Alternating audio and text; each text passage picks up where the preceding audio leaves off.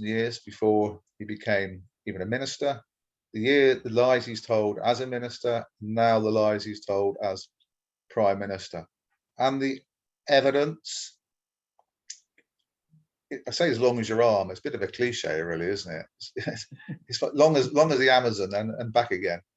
It's absolutely amazing and overwhelming, to be fair. And it's all come to a head, hasn't it, this week, because of the Labour MP Dawn Butler, or in the last 7 days, a Labour MP Dawn Butler, who stood up in Parliament and actually used the word liar, and as we shall see in the clip later, was asked to leave the Commons. She was escorted out of the Commons as a direct result. And I'm hoping now, and I think as part of this particular section of the programme, Tom, we're going to discuss, aren't we, how really as the public and as opposition politicians, we need to say now enough is enough. We need to actually start really fighting back, not just on social media, but in practical terms. And I know you've been doing a lot of research and detailing some of the lies and some of the people out there, some of the, the commentators out there who have reflected on Boris Johnson's lies, and even people that possibly we wouldn't expect. Yeah. And as I always say, there's no democracy without truth. We aspire to be a democracy, to live in a democracy as a society. It's crucial, it's vital for us to do well as a society, for people in Britain to lead good, healthy, happy lives. We have to have a true democratic process. And what we've seen is the dismantling of that democratic process. Attacks consistently over the last 10, 11 years, attacks on the checks and balances that are crucial to our democratic process. And a government that's increasingly just tell lies, and now a prime minister with a long, long history of being a pathological liar. And of course, it's not only people on the left that are saying that. People that have known him who are very right-wing have said that repeatedly, that he's a pathological liar. So we're going to just, some of the viewers will be aware of some of the evidence, but we were just going to briefly give some examples. So Johnson very famously has twice been sacked for lying. Once was from the Times. He made up a quote and lied about the nature of the quote from his historian godfather. On the front page of the Times, he just made up a quote and lied about it. He was sacked for that in '89.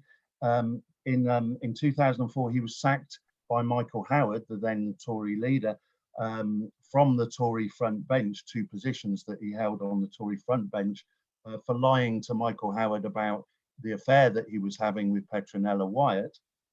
And this goes into the sort of genre of lying.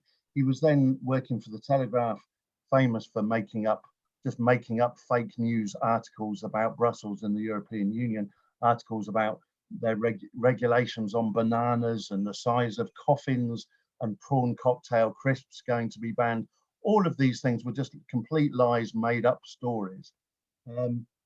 He lied in numerous ways when mayor of London, both lied and also, made exaggerated promises, which he not only couldn't keep, but in fact the opposite happened. So that is, for example, in relation to police numbers, which he promised to increase despite government cuts. Obviously that didn't happen. He promised to eradicate rough sleeping, where in fact rough sleeping in the capital doubled whilst Johnson was mayor. And then moving on, of course, to famously his lies during the Leave campaign, the 350 million to the European Union, and let's give that to the NHS instead. Of course, that was proven to be just a ridiculous lie, a blatant lie, and probably the most, the thing that was, Cummings described that deceitful campaign as the reason that the Leave campaign won the election, the most influential lie that was told. And of course, Johnson lied about the idea that Turkey was going to join the EU imminently, and that could pave the way for 80 million people from Turkey/Syria to come to this country. So a whole history of lies prior to him becoming prime minister. And his former boss, former editor of the Daily Telegraph and the London Evening Standard, Max Hastings, not by any stretch of the imagination someone on the left politically, wrote an article on the more or less on the eve of Johnson becoming Prime Minister, wrote an article in which he said this. I'm summarising some of the things that he wrote in the article. He wrote, "The Tory party is about to foist a tasteless joke upon the British people. He cares for nothing but his own fame and gratification. There's room for debate about whether he's a scoundrel or a mere rogue, but not much about his moral bankruptcy rooted in contempt for the truth. He wouldn't recognise the truth, whether about his private or political life, if confronted by it in an identity parade. I've known Johnson since the 1980s. He is unfit for national office because it seems he cares for no interest save his own fame and gratification. Tory MPs have launched this country upon an experiment in celebrity government. His premiership will almost certainly reveal a contempt for rules, precedent, order and stability. Dignity still matters in public office and Johnson will never have it. Yet his graver vice is cowardice, reflected in a willingness to tell any audience whatever he thinks most likely to please, heedless of the inevitability of its contradiction an hour later, which obviously has been borne out with the repeated Johnson U-turns. Like many showy personalities, he is weak of character. He is of weak character. I recently suggested to a radio audience that he supposes himself to be Winston Churchill, while in reality being closer to Alan Partridge. He has long been considered a bully, prone to making cheap threats. Almost the only people who think Johnson is a nice guy are those who do not know him. Johnson wouldn't recognise the truth if confronted by it in an identity parade. His premiership could survive 3 or 4 years, shambling from one embarrassment and debacle to another, of which Brexit may prove the least. For many of us, his elevation will signal Britain's abandonment of any claim to be a serious country. The Tories, in their terror, have elevated a cavorting charlatan to the steps of Downing Street, and they should expect to pay a full forfeit when voters get the message." Max Hastings, prophet. Yeah. I mean, every syllable is right. Every syllable is 100% accurate. It really is, isn't it? I mean, now that we've experienced 2 years of Boris Johnson's lies and thoroughly deceitful behaviour and actions, and you reread that article from Hastings, it's just extraordinary how accurately he portrayed what we were about to experience. And where won't we see it, Tom? I'll tell you where we won't see it. In the Daily Mail, Daily Express, the Current Telegraph, the Spectator, the Sun. Yeah. Why? Because all these billionaire owners are too busy, to excuse my language, fisting him while he's fisting them back. And who's paying the price? The British public. Absolutely. Absolutely. I mean, you just got to hope that people wake up to, the pathological lie that Johnson is and the literally psychopathic and murderous leadership of his party that he represents, and the whole cabinet. As we've said before, it's the most fascistic right-wing cabinet and government that certainly has been experienced in my lifetime. And let's hope people wake up to it pretty quickly. And all you've done effectively there, Tom, is recite the past. What we also can focus upon is the present.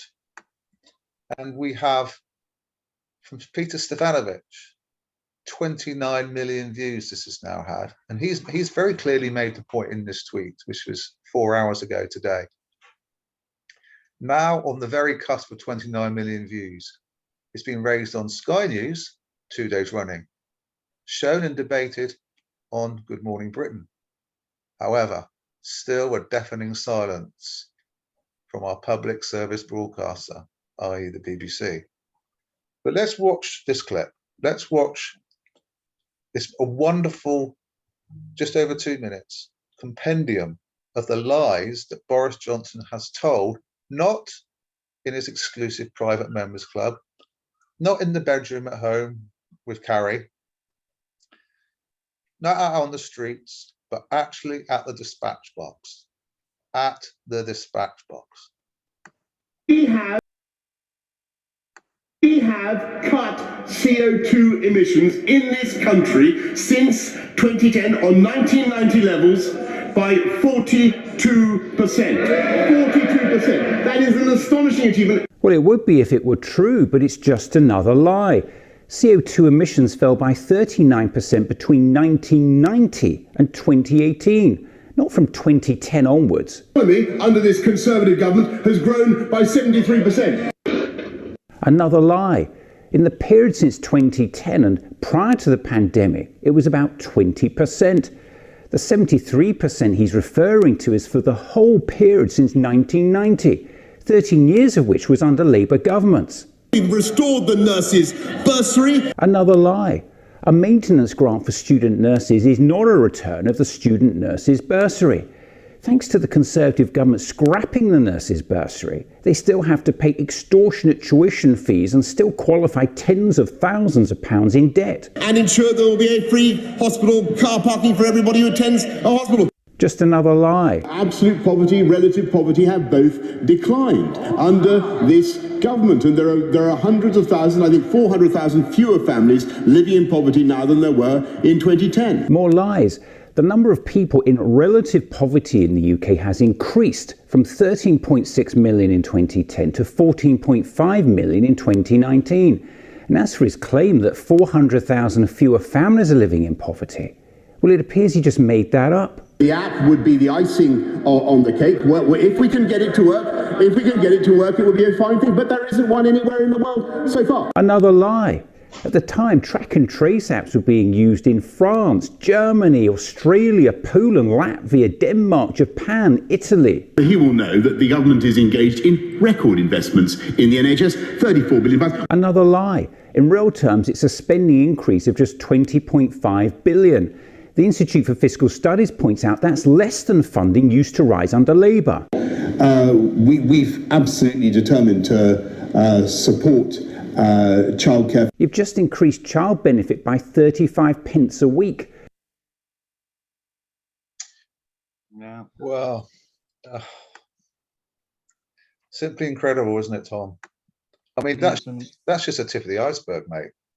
Yeah, I mean, as Prime Minister, you know, he's told blatant lies about, you know, about a whole range of things, you know, to do with the pandemic and COVID and testing and so forth, about Brexit, about Northern Ireland, as it relates to the Brexit deal, about the oven-ready deal, which they're now saying they need to renegotiate, and as Stefanovic noted there about childhood poverty, which are just appalling, shocking lies, because childhood poverty has increased massively under the Conservatives, as it did under the last Conservative government during the Thatcher era. So yeah, just appalling lies. And that leads us on to the calling out of those lies in the last week by Labour MP Dawn Butler. It does. And hopefully most of the people who are watching this programme now would have at least heard about what Dawn Butler did, if not having seen it already. But for those who haven't, you know, it's well worth watching. She stands up in Parliament and she uses the word lie, which of course is banned in terms of the interactions of MPs within both the Commons and the Lords. But I think she felt, and she's obviously explained it in a number of media since, that she's felt that it's come to a point where she has to use the word, because the word is what it is. It's repeated, like you said, pathological lying over a long period of time. But it's like she said, when he gets to the dispatch box, and he does it almost every time he stands up, if somebody doesn't start calling him out, he won't stop, and it will become normalized. So when we look at Dawn making the statement, she was very brave because she knew the grief she was going to get.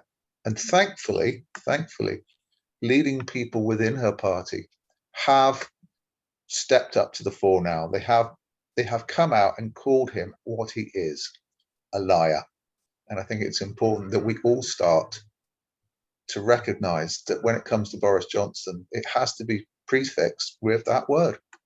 Madam Deputy Speaker, poor people in our country have paid with their lives because the Prime Minister spent the last 18 months misleading this House and the country. Peter Stefanik from the CWU has over 27 million views on his online, and let me tell you some of them. He highlights that the Prime Minister said the economy has grown by 73%. It's just not true. Reinstated nurses bursary, just not true. There wasn't an app working anywhere in the world, just isn't true. Tories invested 34 billion in the NHS, not true. The Prime Minister said we have severed the link between infection and serious disease and death. Not only is this not true, Madam Deputy Speaker, but it is dangerous, and it's dangerous to lie in the pandemic. And I'm disappointed that the Prime Minister has not come to the House to correct the record and to correct the fact that he has lied to this House and the country over and over again.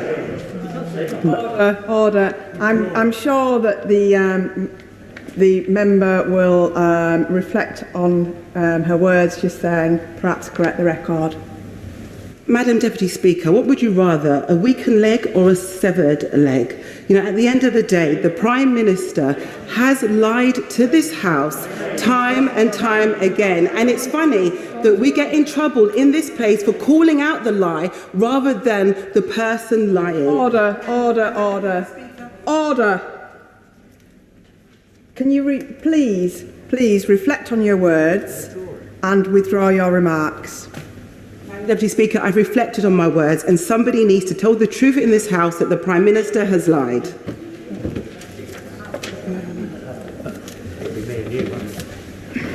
Under the power given me by Standing Order number 43, I order the member to withdraw immediately from the House for the remainder of the day's sitting.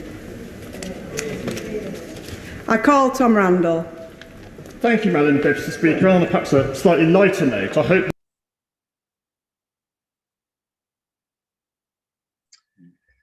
Bravo, Dawn Butler.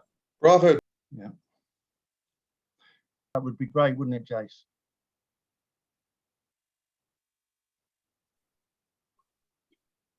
So extremely powerful by Dawn, extremely powerful.